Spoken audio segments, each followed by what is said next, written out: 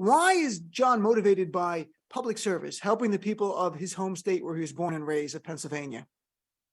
He talks a lot about this, the roulette, right? Of like, how did he end up in a loving family with opportunity where someone just doesn't? Like, how does this happen in life? How does someone just grow up in a situation so different than someone else, and how unfair that is? And he wanted to work towards justice. He wanted to work towards making the world fairer.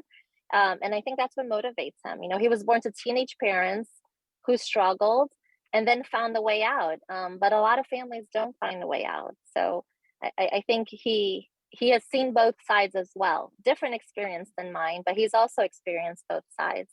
And he has such a big heart. And my grandma, you know, in Portuguese, they understood each other and loved each other somehow. She didn't speak English. He doesn't speak Portuguese.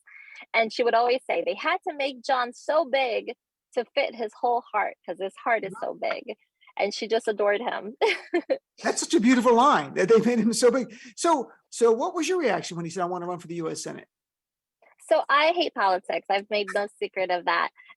But I always say that, like, if you have the opportunity, if you're able to make lives better, that's your duty to do so, right? And John makes lives better. So I support him. I don't like politics, but I can fully support him and believe in him and know that he would make things better for so many people. And, you know, what about when the harshness of politics, like in this campaign, we've seen some stuff from Dr. Oz, a spokesperson, attacking your husband's health and literally mocking and maligning. What is that like as a wife and to see someone you love who is making a recovery? He's struggling, but he's making a recovery now and being demonized for political gain by his Republican opponent.